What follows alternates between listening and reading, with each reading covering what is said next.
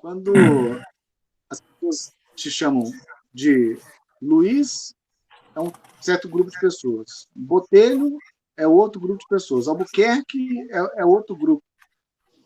Você, né, tem assim essas várias personas. Num contexto de uma entrevista assim, como é que você ia ser chamado? Assim? Se eu chamar de pai, parece que eu te puxo para um lado. Se eu chamar professor, parece que eu puxo para o outro. Como é que você se É apresentaria assim? inevitável.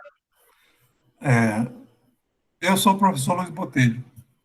Professor dos A Botelho. minha identidade nessas coisas das É, entrevistas, então é o professor Botelho. E como tem pouquíssimos Botelho aqui na sim, universidade, sim. tranquiliza porque dá uma identidade, é É. fácil de identificar logo, Se né? fosse 1.400.000 Luiz, mas aí quando você vai para o Luiz Botelho, aí já afunila, né? Embora no CNPq, no Lattes, tem bem uns 50 Luiz Botelho Albuquerque, tu acredita? É mesmo, eu já vi outros eu gosto do Luiz Albuquerque, né? Aí o Luiz Então, Albuquerque também é concorrido, o viu? É que disputado. muda, o que muda é André Luiz, Albuquerque tem muito André Luiz, né? Aí, eu achava que era muito original, mas não é não. Quando foram discutir a questão do seu nome, né? A Vó Maria parece que queria que fosse o nome do seu pai, Luiz. Seu pai, por outro lado, não tinha esse tipo de vaidade, né? Aliás, poucas vaidades, né? Não essa de um filho com seu nome para ser assim, né? E ele acabou fazendo uma malandragem na hora de fazer o registro, né? Ele registrou, sim, Luiz, porque Dona Maria queria, né? Mas ele acabou botando o sobrenome da mãe dele, ao invés do pai dele, né? E o sobrenome da avó, Albuquerque, ao invés do dele, né? Isso. Barbosa. E mandou todo mundo chamar de Albuquerque, né? Porque quando você é uma criança pequenininha, deve ser estranho, porque um chama João, o outro chama Zé, você chama Albuquerque. Como é que foi a sua relação com o seu nome no começo da sua identificação enquanto pessoa aí? Foi uma coisa muito remota, eu sempre, em casa, sempre me chamava de Albuquerque, então ficou, né? É o único lugar Você que me chamam nunca de estranhou isso por ser Albuquerque, normal para você? em casa. Então, só os parentes muito próximos, as pessoas que conviveu comigo. Na escola era Luiz, e depois do trabalho Uhum. era Luiz Botelho, ou Botelho, né? O Albuquerque praticamente desapareceu dessas coisas mais correntes, maior quantidade, né? Só um documento muito Nesse formal, né? E certo. nesse momento de infância, você morava em Teresina, que era ao mesmo tempo um lugar assim comparativamente pequeno, mas era o centro urbano. Você morava bem no centro, né, de uma cidade que estava crescendo. Quer dizer, você tinha ali, você não morava na roça, né? Você morava. Como é que era ser criança ali naquele contexto? Eu morei em O que você Teresina lembra assim? de 47, que eu nasci, até 59. Um pouquinho antes um pouquinho até metade do ano. Aí fui estudar em Goiânia. Esse período, acho que tinha pouquíssimos carros em Teresina, os meninos conheciam, nós conhecíamos os carros pelo barulho. É o automóvel do doutor fulano, é o jipe, o caminhão, de tanto pouco que era. E aquelas ruas não eram calçadas ali naquele lugar onde a gente morava. E a gente passava o dia jogando finta e papagaio e jogando bola ali, né? Então era Bicicleta fazia parte? Bicicleta era bicicleta. praticada. Foi uma das coisas que me deu mais mobilidade, assim, como criança, foi a bicicleta. Porque em 5 minutos você No está né? no inferno. E então o clima era melhor porque não tinha nada asfaltado, era tudo terra, tinha ainda muita árvore. A maioria das casas tinha um jardim, um quintal. Os quintais eram grandes, eram plantados. Lá em casa mesmo tinha 2 pés de caju, um pé de jaca, coqueiro, e um tanque O vô grande tinha lá. alguma oficina, zona ali no quintal da casa? Não, oficina não. Ele fez lá um barracão grande que era para guardar coisas e a gente brincar por lá, para dar mais sossego na casa. E ele tinha uma oficina mais lá na beira do rio.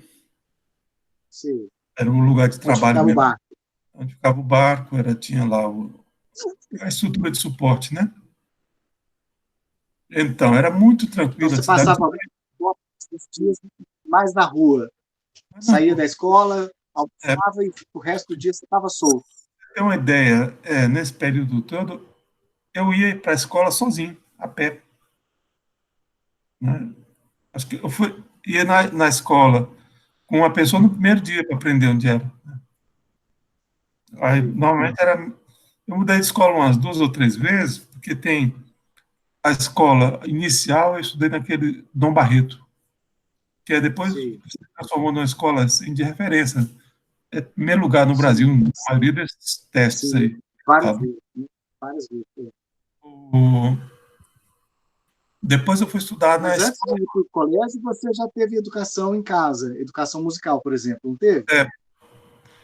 É, isso é mais ou menos simultâneo, né? Sim. Porque a educação musical era um professor de música mesmo que ia fazer lá. Então, estudei nesse Dom Barreto por algum tempo, depois fui estudar no Grupo Modelo. Esse Grupo Modelo já era naquela Praça da Bandeira, lá perto daquele Mercado Velho. E é um prédio super bonito, até hoje é um prédio muito legal, que eu uso muito quando eu faço essas histórias de vida. Porque era Sei. uma escola. Aí em Belo Horizonte tem algumas escolas construídas nesse tipo, no início dos anos 20 do século passado. Num Então, era período toda uma assim, proposta pedagógica, é, bem educacional, legal. Era um prédio, uma coisa que vinha da estrutura do governo isso.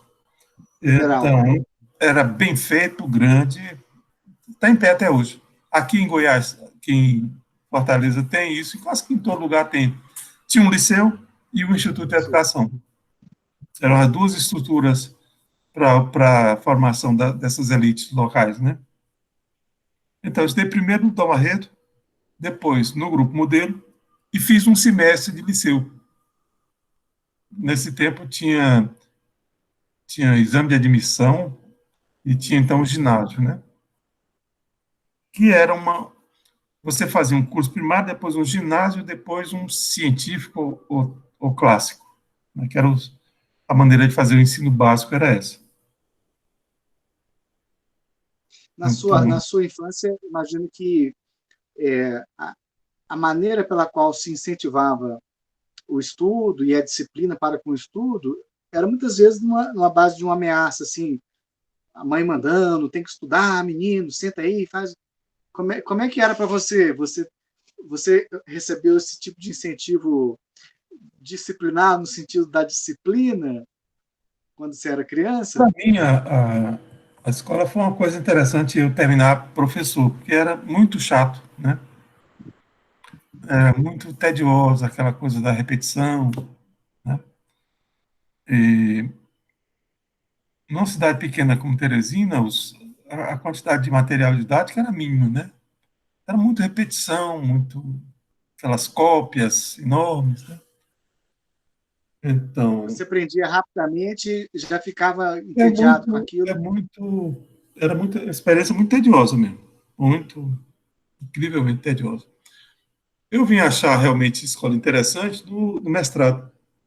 Na graduação em música, porque aí já era outra coisa, Bem diferente, né? era mais Bem o diferente. grupo, né? De fazer música, escrever, cantar, essa coisa toda.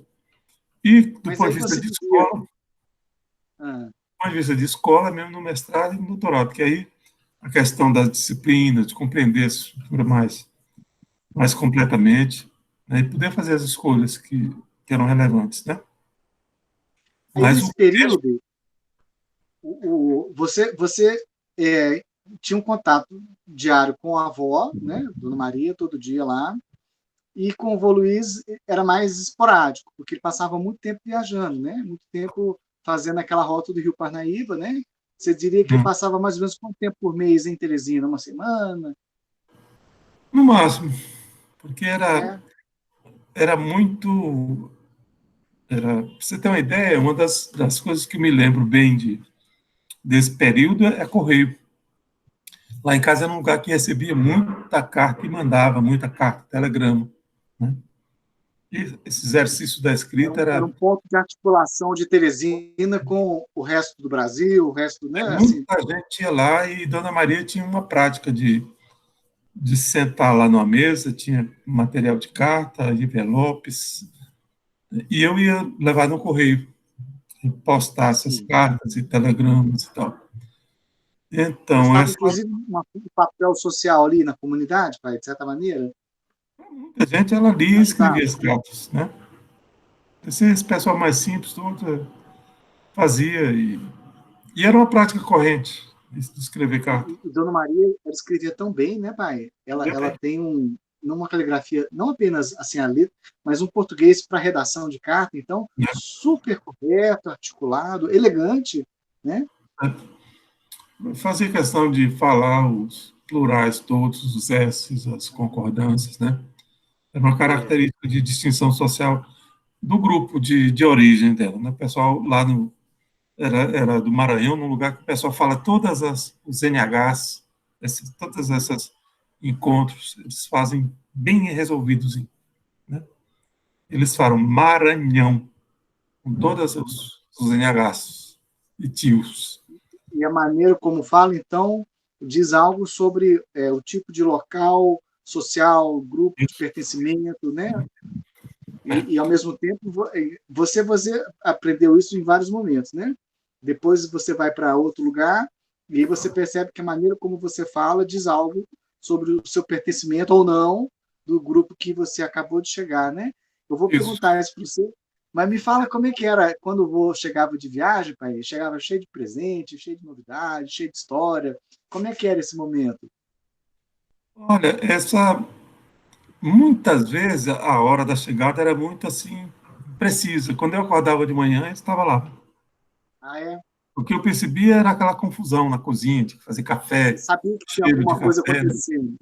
É, Porque nesse período, muitas vezes a gente comprava o café em grão para moer, para torrar e moer em casa, né? sim, sim. E fazer o café. E o lance O do cheiro café, do então, foi marcante, né, na vida deles o tempo todo, porque era uma das casas que acho que mais consumia café no Brasil. Era uma coisa Você, assim, você disse que lembra muito do cheiro do açúcar também, né, pai? era uma coisa impressionante. E acordar de manhã com aquele monte de coisa, às vezes era muito comum gente também vir com ele na viagem. E tinha muito parente, e vinha gente para se tratar, para resolver negócio, para estudar. Para Então pegar era carona com muito. ele, para sair para outro lugar, né? Porque o transporte era muito irregular nesse período. E você ter um barco assim, ou caminhões, que era o caso que ele fazia, então cria uma conexão e ele é muito generoso de levar as pessoas, né? E Você o num barco caminhão também, né, pai? Você botar uma pessoa a mais a menos dentro do barco faz faz pouca diferença, diferença, né? né? E ele, como é que ele era assim, enquanto pai? Porque imagino que naquele contexto dele, a ideia da paternidade, assim, do cuidado do filho é muito material, né? Bota aí a estrutura econômica funcionando na casa, mas aquela coisa de uma atenção mais, um contato maior, como tinha isso, como é que era? Ele era uma pessoa que fazia umas coisas interessantes, de me levar para passear, levar Sim, seguro pela mão, né? Muitas vezes eu ia com ele visitar os amigos dele, sim. né? Você acompanhava ele nas pequenas nas Nessa coisa aventuras? assim de fim de semana, de domingos, Ah, tinha uns amigos dele, né, que mexiam com essa coisa de máquina. Tinha um cara que tinha contatos nos Estados Unidos, então sim. importavam coisas, As máquinas de importavam algodão? motores, né? Não, eles naquele período ainda tinha muita sobra de guerra da Segunda Guerra Mundial. Sim, Então, em alguns sim. lugares tinha montanha de tanque, motor de tanque, essa coisa toda. Eles compravam os motores e os tanques funcionavam esses tanques mais comum esse tanque que a gente vê nos cinemas aí.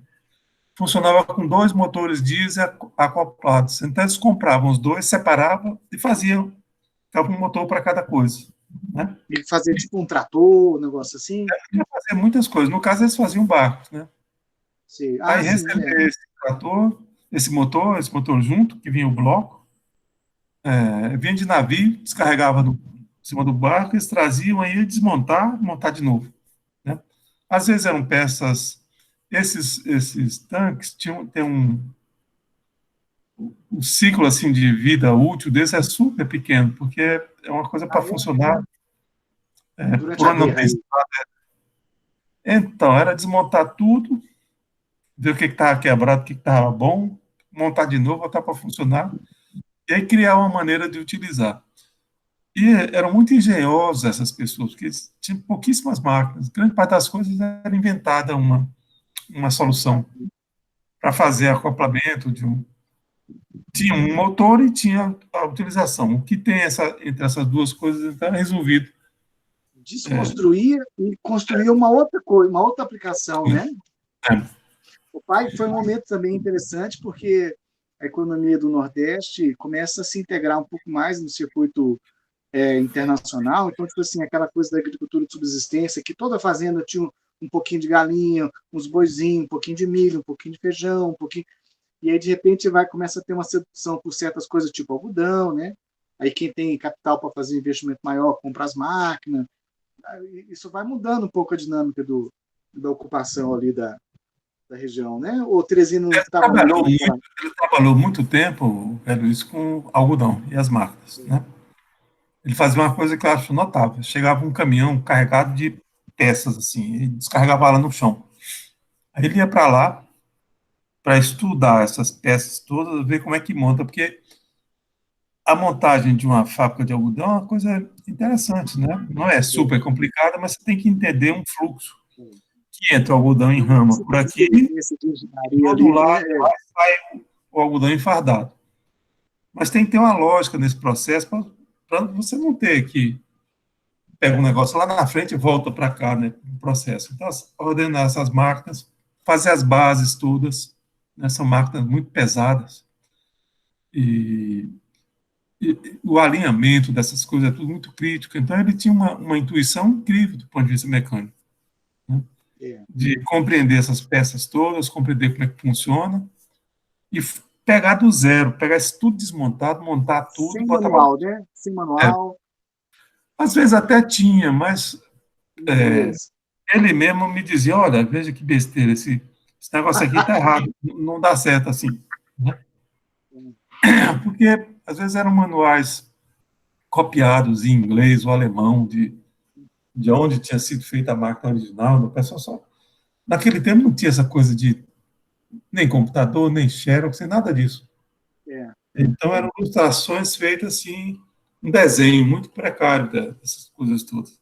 Para você ter ideia, uma das dificuldades que eu tive na escola, me lembro até hoje, era uma coisa assim que parecia uma bola murcha, assim, ou um caroço de manga, sabe? É. E a professora querendo que eu dissesse o que era, e eu olhava com toda a minha inventividade, eu não conseguia descobrir que já era aquilo, né? Que No fruta que final, era aquela, né? Pela precariedade, né, das coisas. Se você vê uma cartilha daquele tempo, bicho, e olhar uma cartilha dessa de hoje, é uma coisa precário. fantástica, Ô, diferente pai, mesmo. e aí, nesse contexto de muita inventividade e tal, e contato do interior com o litoral, um homem muito articulado, ele teve a notícia de Brasília e a ideia de que ali estava se montando uma série de oportunidades que, para quem tinha a estrutura que ele tinha, poderia ser uma grande oportunidade. Né? Como é que chegou essa ideia na cabeça dele? Nesse período, a gente estava vivendo no Brasil várias movimentações importantes. Uma delas é essa da ligação por estradas. Na verdade, essa é uma coisa patrocinada pelo grande capital internacional, que quer vender E, carro. Que automóvel é, na época, o grande bem de consumo durável que você As tem que fazer um empresas mais investimento poderosas estavam por trás vai, da indústria automotiva, né? vai gerar bastante lucro para as fábricas. E aqui a gente Colocar recebia, então, muito esses serviço. modelos muito antigos de carro, recebia a fábrica inteirinha, montava aqui para fazer de novo, né? Começar tudo de novo. E Brasília é uma coisa muito nesse sentido, porque interioriza esse contato e vai provocar uma construção de uma rede de estrada de rodagem. Tem uma pequena dose de.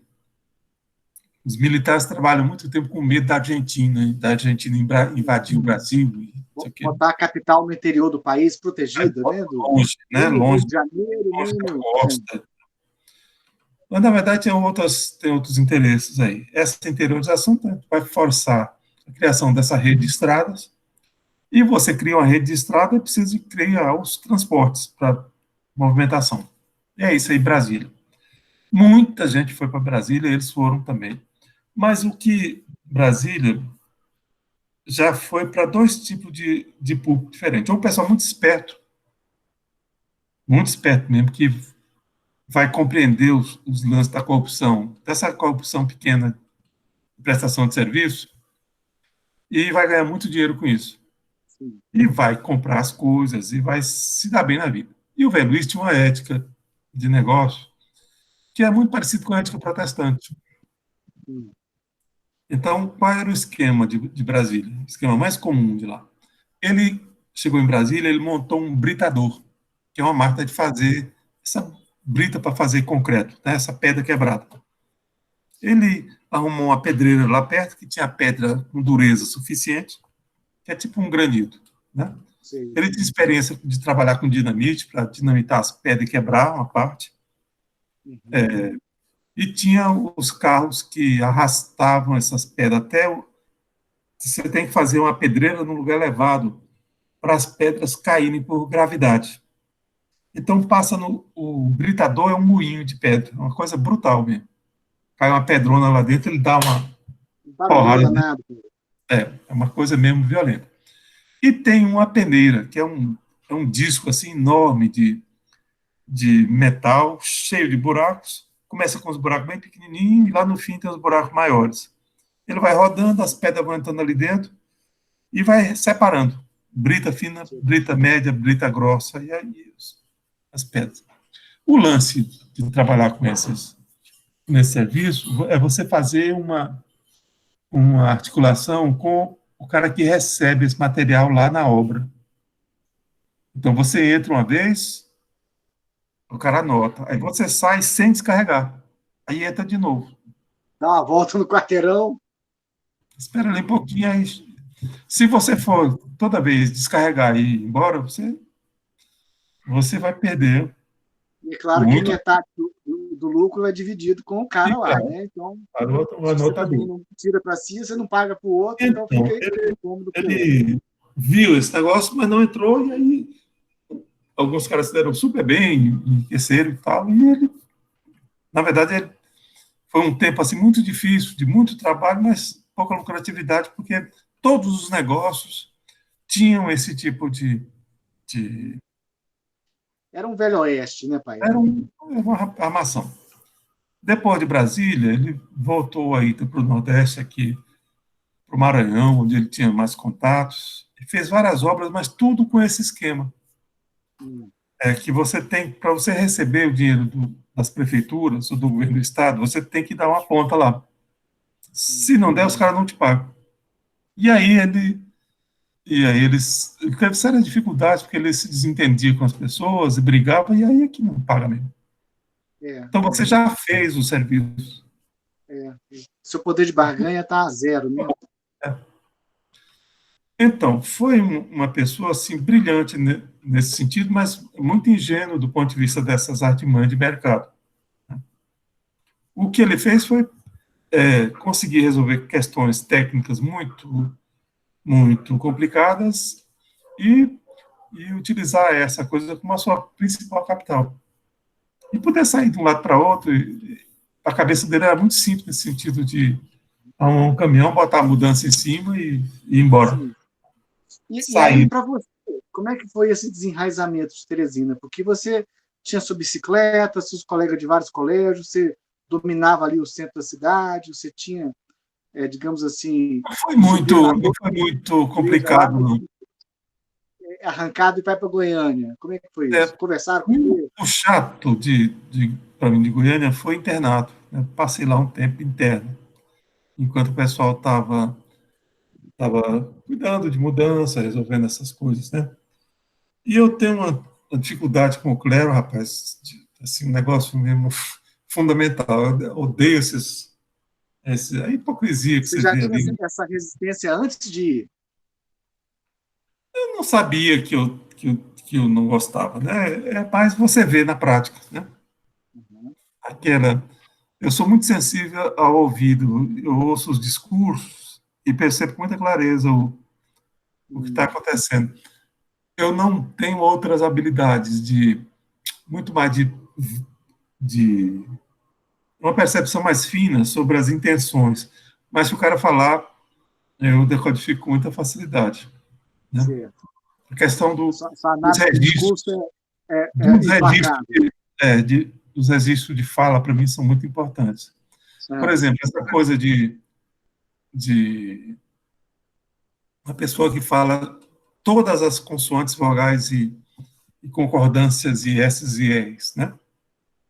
Num contexto. Se eu surpreender essa pessoa falando, ignorando isso no outro contexto, eu já fico assim, você pasmo, né? tem, um, E aí tem, eu um, percebo que tem um negócio aí, né? tem uma estratégia por trás, né? Tem É, uma lógica. coisa que acontece muito frequentemente. A pessoa começa a falar, as mulheres, os homens, tá me dando recado. Eu não sei qual é o recado, mas eu sei que tem uma Que coisa assim. tem um É, ó, subtexto aí, né? bom, essas experiências, então, do velho nessas rodagens foram interessantes, então, para mim, de outra maneira. A gente fez uma coisa, nós dois, que é uma loucura, né? A gente saiu sem o menor, assim, coisa mais doida do mundo, né?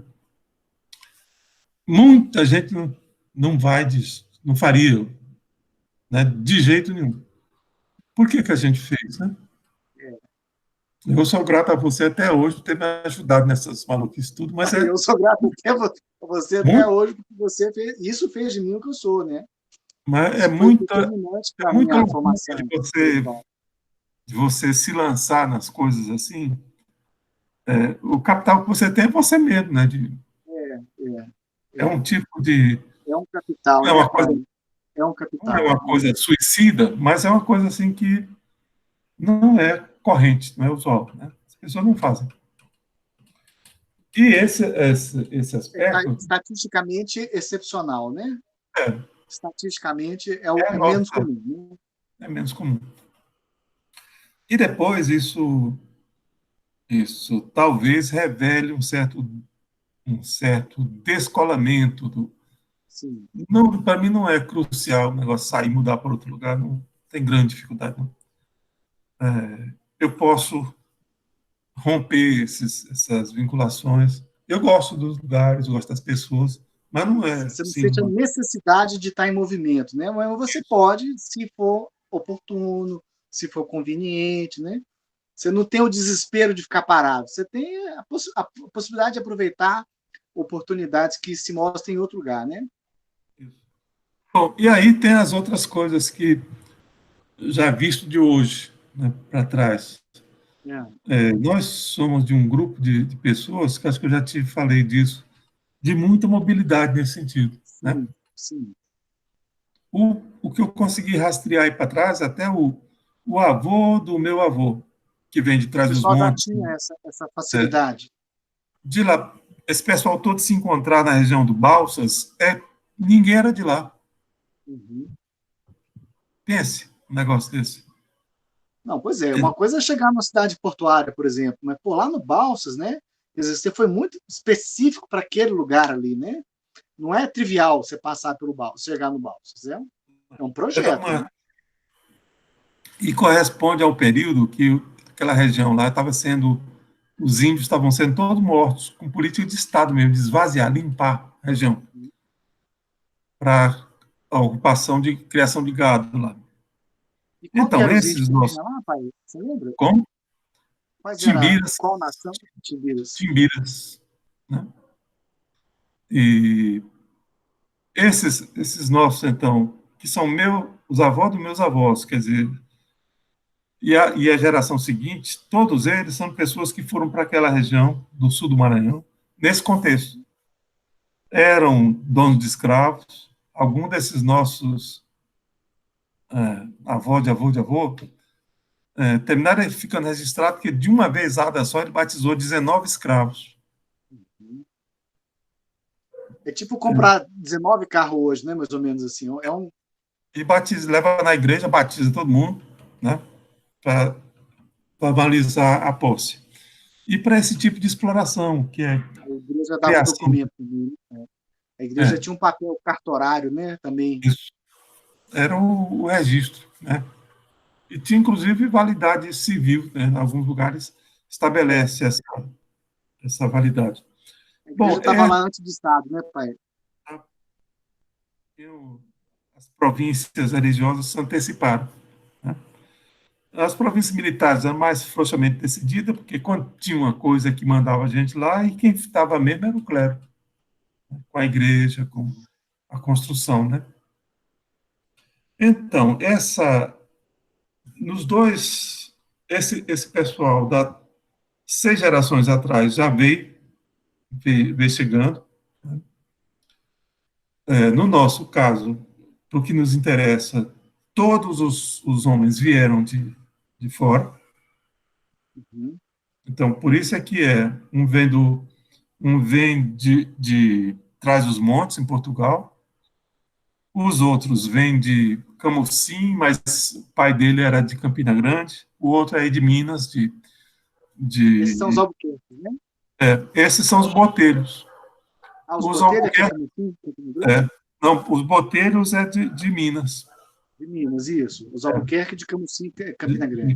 de Camocim, Campina Grande, Recife, né?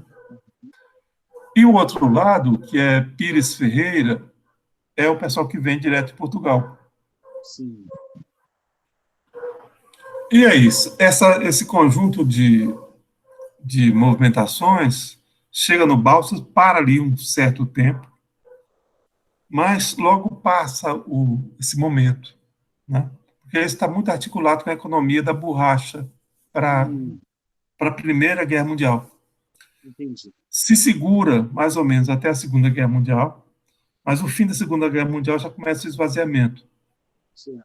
E logo depois começa essa discussão do Juscelino para a interiorização. E isso cria, então, esse clima de mudança. E as migrações aqui do Nordeste para o Sul são já uma prática consolidada.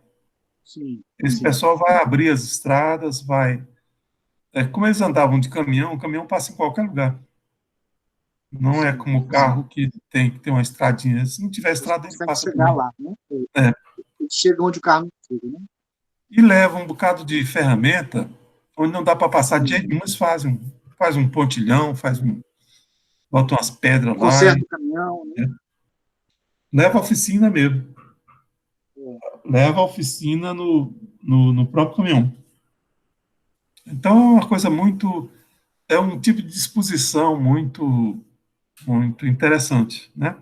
Eles levam nesses caminhões vários tambores de combustível e para num lugar, aí arrancha, eles viajavam com 2 caminhões, né? E devia ir umas 30, 40 pessoas, né? No caminhão, faz assim 2 bancos de madeira, tipo esses pavos de arara, cada um leva umas 8, 10 pessoas, e o resto da traseira do caminhão é todo para carga. Faz uma cobertura de lona, que fica um tipo, Essa viagem demorava o quê? Uns 14 dias, mais ou muito menos? tempo. Eu não tenho ideia, porque E ia o pessoal parando tinha mesmo comida para esse tempo todo? para o pessoal descansar, né? Ia Tinha parando, aí comida para esse tempo, esse povo passavam todo? uns 2, 3 dias num lugar, faziam a lavar roupa e preparar comida. A comida é basicamente um frito, que é uma carne bem frita mesmo, Farofa. farofa e rapadura. e água, que era outra coisa importante, né? Levar um suprimento E de água. gordura, né, pai? Aí, A quando chega num banha. lugar para parar, então vai fazer fogo, assar carne, fazer e descansar, porque é muito cansativo. É andar assim uma velocidade de uns quase que como uma pessoa andando. É pouco mais do que uma pessoa Sim, andando, né? sim. Então E é aí, no pai, sentido, no rumo. quando você chega em Goiânia, é, você é a primeira vez que você se vê nesse contexto de ser o outsider, né? Você mudou de colégios dentro de Teresina, mas ainda não era assim, você não estava tão fora do seu contexto, né? É. Agora você estava indo para o internato, uma estrutura muito bem definida, hierarquia explícita, morando no dormitório com um bando de moleque mais velho. Como é que foi essa chegada? Esse é um conjunto de disciplinas assim complicado de ser aprendido, sabe? Eu Sim, não tinha ideia. Talvez a minha vantagem maior foi procurar me adaptar a essa coisa de entender lá. o que eram as regras Eu cheguei e muito era fora mais do. barato cumprir do que desafiar. É, então, tinha lá, tinha várias estruturas de. Você chegava, falava com o diretor, aí depois tinha o mestre de disciplina, e vai indo. Até chegar nos caras que eram, eram seminaristas, que havia uma organização mais ou menos, uma organização militar, um cara que cuidava de 10. Era Então, tipo jesuíta? Não. eles eram salesianos, Salesianos, é, é. que é uma. Mas a lógica da estrutura militar, assim, da organização. É a mesma coisa. Eu, nesse, eu não sei, acho que lá não tinha jesuítas. Esses salesianos é uma ordem mais voltada para a preparação de trabalhadores. É uma ordem Sim, italiana. Então, era mais voltado para a questão da disciplina, da lei. Não são assim, não tem uma formação intelectual mais rigorosa como o jesuíta, entendi. né? Como, E essa coisa, então, veio me mostrar muito mais a disciplina, essa disciplina chata do tudo tem horário, tudo tem vigilância, tudo tem controle, tudo. E tem sempre um padre batendo na porta, e o cara vai tomar banho, tem 2 minutos, 3 minutos, aí já está batendo na sim. porta, aí pra, e todo lugar tem escrito, Deus vê, né? Os caras tocando punheta lá, tinha um olhão, Deus vê. E é um negócio interessante. Depois eu lendo o Foucault, pois é, eu sei disso Esse poder, diretamente. né? Esse poder, né? É, E as outras coisas a distância que é essa experiência da experiência doméstica, né? Que é uma experiência doméstica muito pouco sofisticada nesses termos dessas disciplinas todas, e você cai num lugar que tem hora para tudo, sem, sem exceção. e sem É, argumentos, sem justificativa, sem questionamento, sem não é margem de assim, manobra, não. é. E é a norma e a sanção. Você faz isso ou fica Uhum. aqui trancado nesse negócio até tantas horas, né? Era assim uma coisa O muito. Eduardo também foi para esse seminário ou ele era pequeno Foi ainda? para um outro parecido que tinha na cidade lá perto, mas é que o Gordo era muito danado, muito teimoso, muito, né? E o pessoal ficou muito chateado, ele dava muita confusão mesmo, fazia muita confusão. Ele nunca ligou muito para coisa nenhuma, né?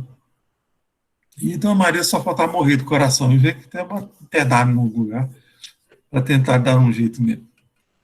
É uma pena porque desgastou muito, os velhos ficaram muito chateados com os maluquices dele. Enfim, são essas coisas do cada um com seus. Passou o quê? Um ano ou dois no seminário? Eu? Eu passei, não, foi um pouco mais de um semestre, porque no fim do Aí ano você já foi para um colégio em Goiânia, um colégio normal? era essa escola lá em Goiânia, o Ateneu Dom Bosco, que é uma Ou escola. atendeu? Ah, Então tinha duas escolas, uma escola para as meninas, chamada Auxiliadora, e um Ateneu sim. Dom Bosco para os rapazes. Era essa divisão. Goiânia também é uma cidade nova, né, pai? Novinha. Era planejada. Quando eu Ganhou cheguei lá, era uma importância por beleza para causa você de ver. Brasília, né? Era uma cidadezinha muito gostosa, era pequena mesmo, teria talvez uns 50 mil habitantes. Um plano urbano, assim, super interessante, generoso mesmo. Derivado das escolas, das cidades jardins inglesas, tá? Que Sim, sim. a cidade era toda para ser um jardim mesmo, com muitas praças. A especulação acabou com isso. Os caras roubaram as praças, tudo. Se Ah, foi. passaram em Quando você saiu de Teresina, pai, devia ter o quê? Uns 30 mil habitantes, mais ou menos que isso? Teresina, Mais ou menos isso? é por É. aí. Não era muito E maior do aí, que isso, não. em Goiânia tinha 50 mil, É, mas assim, tava estava bem mais integrada no circuito capitalista, cultural, no circuito é, capitalista. Você foi para um tinha muito, centro urbano muito maior naquele contexto. é, então tinha a cidade em si, tinha mais equipamentos urbanos, né? E o capital é, tinha muito mais riqueza, o tamanho das coisas, né? Eu me lembro uma coisa interessante, um dos tios que morava aqui no interior do Piauí vendeu tudo para ir também para Goiânia. E ele aqui era um homem que tinha posse, tinha a fazendinha dele lá, Certo, e se achava rico. Aí entendi. tinha uma feira agropecuária. Aí ele chega lá querendo saber o preço do reprodutor daquele. Quando o cara falou, ele quase desmaia. É Não mesmo, tinha pai. noção do. Esse gadinho aqui, que uma raiz passa 5 anos para pesar 130 quilos, né?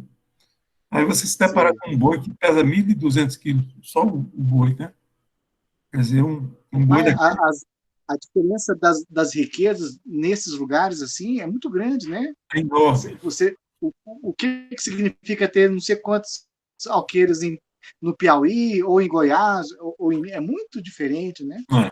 Muito É diferente. E mesmo. nem sempre essa coisa viaja bem, né? Às vezes você liquefaz tudo, liquida tudo para ter um capital e investe em outro lugar, a conversão ela não é tão direta quanto se É imagina, né? catastrófica, sabe? Vários países, né? Dentro de um só. No caso desse pessoal, foi uma catástrofe mesmo, que eles quebraram mesmo totalmente. Pela incapacidade de compreender essa, essa coisa. O cara sai daqui, se acha rico, chega num lugar meio Uhum. pesado e tá lascado. E ruim É a porque falta de parâmetro, né? não tem Tem que mesmo, viajar muito para ter perspectiva teria, das né? comparações. É. Então, foram, assim, aventuras muito interessantes. Às vezes eu me lembro da Mil e uma Noite, é uma história dentro da outra, sabe? Ah, Dessas coisas, né? De, de como é que a gente faz essas aventuras todas, o sentido, depois, quando a gente para pensar, hoje mesmo eu estava conversando com a Marilu e ela contando de umas pessoas que ela conhece, né, que tinham uma vida incrível, pessoas assim, importantes, bem de vida. Hoje estão dois velhos numa casa enorme no lago, o marido hum, está com Alzheimer, demência, alguma coisa assim, a mulher não consegue manter, não consegue cuidar dele. hum. Então, assim, sabe como é que você vai morrer de fome na frente da comida, né? Você vai. É, todo É, um investimento que é resulta em uma nada. miséria rica, né? É, É uma rica miséria, né? é, Que coisa. Pai, às vezes a gente não sabe que está entrando numa aventura quando está entrando numa aventura, né? Não é tão claro. Olhar para trás e ver, naquele momento minha vida tomou uma direção e tal. Mas às vezes no meio do processo você não tem muita clareza nem de onde está indo, nem de onde está, às vezes, né? E o quanto E aí você... o quanto de esforço que foi feito de investimento para fazer uma coisa que na hora que ela está pronta ela não tem mais sentido. Pois é. Não é um barato? Então, e assim, Pai, dramática. Uma coisa assim de o fim da vida chegando e você percebendo que as coisas assim, sabe, com a areia na mão, tal, que escorrendo na mão, é. você não segura mais nada. É assim, dramático, né?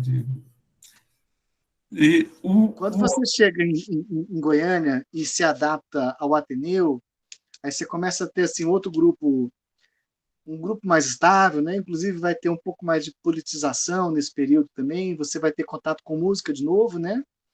Como é que é essa adolescência lá lá em Goiânia? interessante porque eu fiz algumas amizades que eu conheço os caras até hoje. Aqueles caras, Daniel, aqueles povo, Mel, desse tempo. Tem 50 anos ou mais que eu conheço esse você, povo. Foram colegas mesmo de. Alguns já morreram, mas Daniel está vivo até hoje. Né? sim. Fui fazer música de novo, aí foi uma coisa muito legal. Há algum tempo eu fui para uma banca lá em Goiânia, de doutorado, Hum. e eu acabei de escrever o prefácio do livro esses dias. Eu estava com medo de.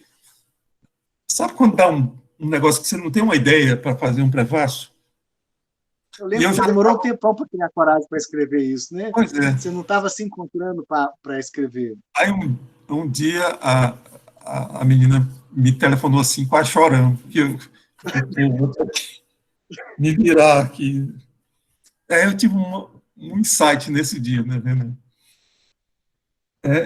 O livro dela, a tese dela, trata de como a corte portuguesa Hum. casou com as princesas austríacas, né?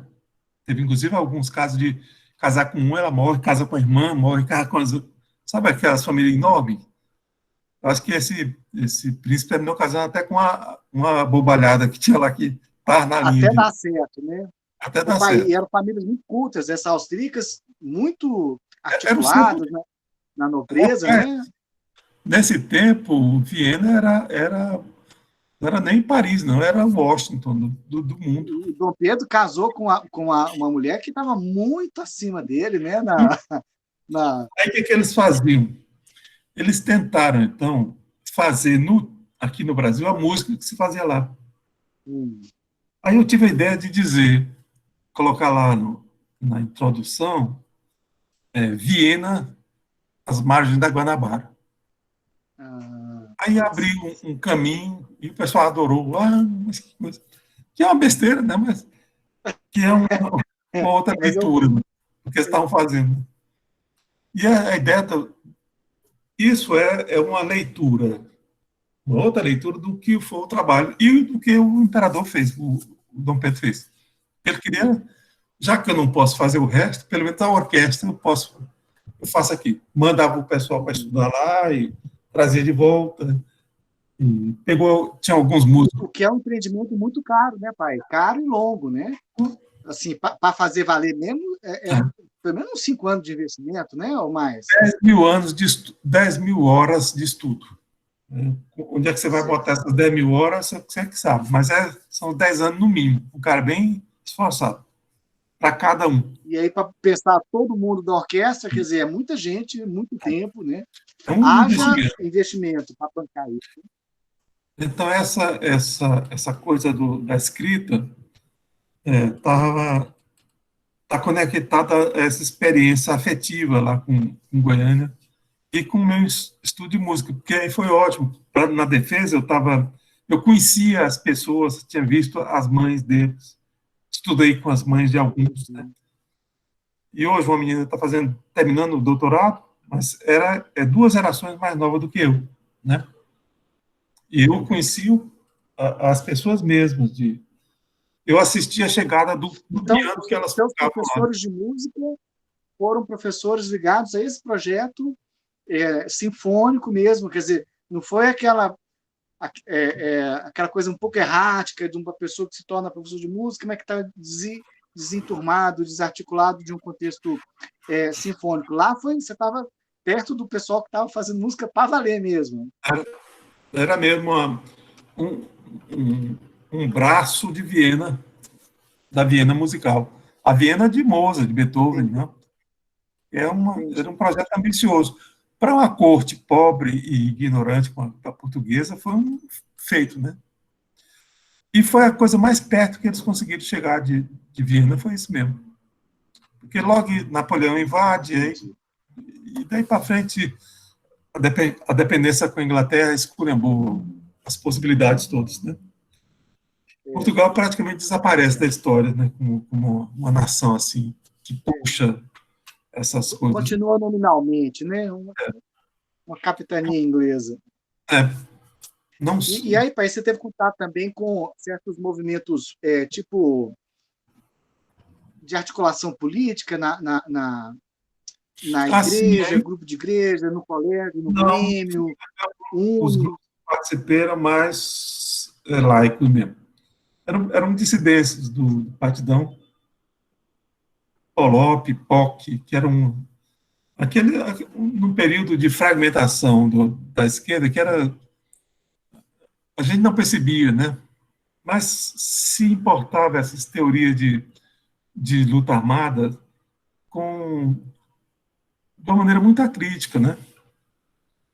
E aí, cobrava de jovens muito, muito imaturos, como eu, né? Assim, um tipo de compromisso, desempenho, ações, engajamento, assim, uma coisa muito doida, né? Felizmente, se depois você fez uma crítica dessa, que é uma coisa irresponsável mesmo, né? Muita gente se deu muito mal, assim, a repressão na época era sempre foi muito violenta, né? Mas principalmente com o pessoal da luta armada, foi um destroço danado. Poucos escaparam, né? Assim. E você já tinha uma vivência política antes do golpe? Ou o golpe meio que atiçou a sua vontade de participar? Não, eu tinha muita leitura, eu lia muito e discutia muito. E tinha uma antipatia danada por essa questão dos padres lá, porque lá em casa a Dona Maria era muito chegada na UDN. A UDN era o partido da repressão mesmo. E o partido dessa direita mais lacerda, sabe? A direita do capeta, né? A UDN é a direita do inferno, né? E essa... O DN e o DR estão ali de braço dado na penthouse, lá no inferno. E essas figuras todas eu conheci em casa pelos conflitos entre... Veja que coisa engraçada, a minha mãe era ligada a um tipo de direita, de igreja, né? E o Solon, que era meu tio, padre, irmão dela, era ligado ao PTB, ao Getúlio, essas coisas. É engraçado? Ele foi eleito deputado pelo PTB, né? E os dois brigavam muito. Ele era mais progressista. Ele era mais progressista. Apesar de estar mais... Né? Embora tivesse ligado diretamente ao clero, era muito mais simpático ao Dom Helder, né? Do que as maluquices da Dona Maria, que via tudo a mão do comunismo, a mão do... Era uma opção corajosa na época. Agora, ela foi muito vítima dessas pregações. O que esses padres fazem aqui, rapaz, é um crime que esses caras fazem, sabe? Até hoje você vê um abestado desse tipo,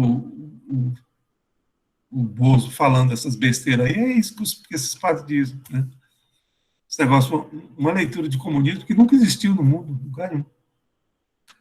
Ô pai, quando você vê documentos da CIA sendo revelados, mostrando o tanto que eles utilizaram, por exemplo, de infiltrados na igreja para fazer propaganda anticomunista, tipo assim, você sente um pouco de um alívio, eu não fui enganado, eu sabia dessa porra desde sempre, ou você sente uma tristeza de esse tipo de sacanagem ter conseguido se implantar aqui entre nós? Quais são os seus sentimentos aí do que aconteceu nesse sentido? Mas eu lamento que na época eu não tinha clareza dessas coisas, eu tinha muito mais antipatia e simpatias, né? E Dona Maria conseguiu comigo uma coisa exatamente o contrário do que ela queria, né? Ela tanto falou que eu vi, aí deve ter alguma coisa legal. Porque a gente tinha muito conflito, sabe? Eu terminou Entendi. um dia, ela me chamou assim, senta na cama aqui, ela fechou a porta, eu falei, nossa, o papo hoje vai ser mesmo interessante, que a porta trancada. Aí ela começou, É, tchan, tchan, tchan, tchan, porque aqui quem come do meu pirão apanha do meu cinturão. Eu falei, então não tá para mim não, porque tem essa rima? tem. E É. assim, veja, Deu pirão um apanha. checkmate no sei lá. É, e era no sentido dessas definições. E ela fazia uma coisa super chata, coitadinha.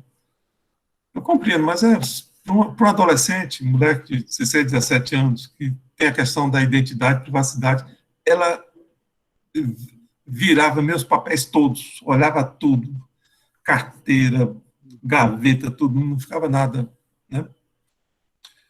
E isso foi, Queria ver se tinha uma coisa foi comunista. Você. essas coisas assim, veja que terror, né? E, então isso criou um clima muito desagradável, desgastou muito, foi um período muito difícil de vida que poderia ter sido muito legal. Essa pedagogia E, te levou para o caminho oposto do que ela queria, então. Essa exatamente. metodologia, esse approach dela Uhum. teve o Não efeito funcionou. didático oposto. E eu pude, então, conhecer muitas pessoas, ver muitas coisas interessantes, num contexto assim doméstico que eu não podia aproveitar para discutir. Porque havia lá, então, em Goiânia, essa, esta,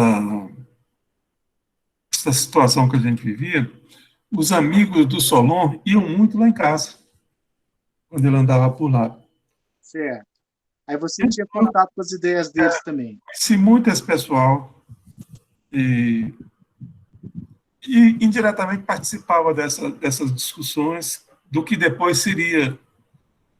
Depois eu fui presidente de diretório acadêmico, num tempo onde essa luta estava muito, muito dura. Né? Mas Mas aí aí já eu em já tinha uma Brasília, né? maturidade, já tinha aí uns 18, 19 anos. 18 anos. Estava entrando na universidade, né? E poderia ter sido uma experiência muito legal de crescimento, e foi muito atrapalhada por essa visão, sim. Ela fez coisas assim, extraordinárias com Marilu. Essa coisa de mandá-la estudar aqui no Fortaleza foi para escapar dos perigos do comunismo no Liceu de Teresina. Imagina. Aí bota no colégio de freira, E depois de Fortaleza para Minas, parece que também foi um pouco assim, né? essa coisa. Ela era esses padres conseguiram aterrorizar essa mulher, assim, Acreditava mesmo nesse fantasma. né? Vendo os perigos do comunismo assim. E foi uma experiência assim dramática da minha vida, foi essa essa essa, essa sacanagem que esses padres faziam. Imagina um monte de beata assim. Ela era uma mulher até inteligente, mas nessa dimensão ela tinha um bloqueio, sabe? De não conseguir Essa enganação, ela caiu, né? Essa completamente. mentira aí, ela caiu. E assim, Ô, pai, então, nesse contexto, você sair para a universidade era um pouco de uma fuga também, sair de casa. Era oportunidade boa para você passava. deixar esse contexto Eu, e fazia, traçar a sua história. eu comecei a dar aula muito cedo, né? Com 15, 16 anos eu já estava dando aula de violino, tocar casamento, batizado, noivado, festa, Aula de música? aula de música, de violino. E tocar. Todo fim de semana Aí você tinha o seu dinheirinho, então? é, eu podia comprar meus livros, meus negócios. Né? Não, é muito mais. Se você consegue fazer um casamento no fim de semana, já não tinha também grandes despesas, é só para sobreviver mesmo. Né? E aí? Só para não ter aquela dependência de todo tocado, né? Quando está esse clima ruim, tenso, assim, fica mais complicado ainda se tiver uma dependência econômica, né? Foi apenas só a É, perda assim, afetiva, né, que terminou poluindo tudo. Né? E, e chato você perceber que é uma pessoa que está sendo induzida uma atitude por uma pregação tola. Rapaz. Onde é que esses pais tiraram esse negócio? Né? É como você vê esses abestados agora dizendo essas maluquices, que é uma coisa insensata, demencial mesmo. Ela, coitada, é uma mulher que vem do mas interior. é tão furado que a gente fica meio incrédulo, né, pai? Assim, como é que acredita nessa burrice, né? A gente fica assim meio intrigado com é muito furado, né? É muito terraplanista a argumentação, é muito a gente não aceita, né? Dá uma indignação. Né? Como é que pode? Você é tão inteligente para tanta coisa, no entanto, cai nessa história furada, né? Como é que pode, né? Vamos fazer assim, vamos deixar Brasília para a próxima segunda parte da nossa entrevista? Pra você descansar um pouquinho. Estou achando que você está com os olhos cansados já. Eu sei que 9 horas você já começa a ficar com sono. Não, tá tranquilo. Eu quero lhe Tá tranquilo? deixar em paz é com relação, então, a gente fazer uma documentação. É, Tá. eu vou ter mais tempo dessas gravações, aí pense, veja um Então pouquinho tá. se A gente inverte. Você grava. isso eu faço e gravo. Agora vá pensando no como é que o que ajuda. Porque eu tenho condição de fazer uma conversa estruturada, Uhum. porque eu já pensei muito nessas coisas. Inclusive, a parte de É. interpretação da formação do grupo familiar e do que está envolvido aí. Eu li umas 4 ou 5 teses sobre essa temática do sul do Maranhão, Sei, porque você é fruto de sei. alguma coisa que aconteceu, caiu um asteroide ali no sul do Maranhão, e É verdade, algum, algum extraterrestre é lá fez verdade. alguma coisa. Mas eu acho que esse projeto nosso ele vai ser interessante, pai. Eu acho que o fruto disso é um documento interessante. Eu estava vendo no Twitter alguém comentando assim que é a pessoa que está falando. Eu mal tenho foto minha da minha infância para provar que eu fui criança um dia. Eu tenho uma ou duas, preta e branca, a pessoa falando, né? Mas a minha filha, minha neta, todos os momentos da infância dela estão gravados em HD, digital e tudo. Então, assim, qualquer bobagemzinha que ela faz, a gente registra. Né? Então, já que a gente pode registrar, vamos registrar uns negócios que conte nessa história, que faça sentido, que possa ser utilizado até assim na nossa identidade de família, mas mais do que isso, é um registro emocional também dessas interpretações, né? Eu sempre que tenho a chance, eu te entrevisto, né? Você sabe disso. Mas agora o que eu queria era registrar, para não ficar só na minha memória, né? Porque tem É tanto uma momento beleza. bom durante Assim, as nossas eu estou conversas, mas a gostando gente grava desse, isso, né? desse programa. Hoje mesmo eu gravei duas. Essa é a terceira gravação que eu faço. Eu tenho aula de Ah, manhã, é? então eu abro a sala 15 para as 8 e hoje terminou 12h10. Uhum. São duas sessões. Dois, é uma mesma sessão, mas de dois grupos. Né? Aí 2 horas começou outra, que acabou umas 4h20. Aí eu fui lá na Marilu para ver umas coisas. Aí hoje eu estou no ar desde cedinho. Só terceiro. Ô, pai, dá uma fadiga do artista mesmo, não dá depois do tempo, né? Dá Interessante. uma coisa. E às vezes, quando a gente está presencialmente com os. Não dá? Quando a gente está presencialmente com os alunos, às vezes há uma coisa de uma energia assim que alimenta a gente, né? Mas você ficar de frente para o celular ou para a webcâmera, não tem a mesma força, né? Não tem a mesma. Parece que você não se Tá bom, alimenta, né? Você dá, mas não esse, recebe, né? é, esse contexto aqui está ótimo, porque você lembra os livros arrumados ali, né? Esse contexto me, me é muito familiar, muito tranquilo. Estou mesmo no meu meio, né? Falando das coisas que Eu acho que estou compreendendo cada vez melhor. E vamos em frente. É uma das coisas que eu estou fazendo também. Eu estou com uma coleção enorme de cartas deles, que eu quero transformar num livro. Tem uma pessoa que está me ajudando nesse processo da metodologia para o estudo, a cartografia. Não sei se você chegou a ver aqueles caras, Deleuze e Guattari, que dão ajuda nessa coisa. Eles trabalharam muito com arte também, com música. O Deleuze trabalhou com o John Cage, aquele cara da música eletrônica dos Estados Unidos. Então, a gente está trabalhando e vai nos ajudar a fechar esse projeto mais amplo, e daí a gente tira esses produtos todos, né? E vai ter, inclusive, a parte... Isso é uma cartografia, e tem a parte das cartas mesmo, inclusive de mapas, toda essa coisa daí. Acho que vai ser legal. Vai ser bom conversar com você nesse... Que projeto bacana, isso é muito bom. É um projeto para aposentadoria mesmo, a gente vai ter tempo para cuidar disso. Isso.